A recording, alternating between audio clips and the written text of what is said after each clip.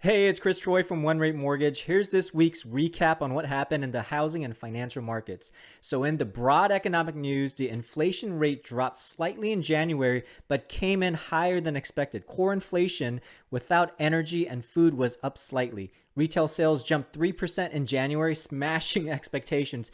No category saw a decline following a December in which sales fell 1.1%. Forecasts for future Fed rate hikes have increased on a stronger economic data, with rate hikes now expected through June. Now, for your housing news, NAHB's Home Builder Sentiment Index improved in February by the largest amount in a decade due to an uptick in demand.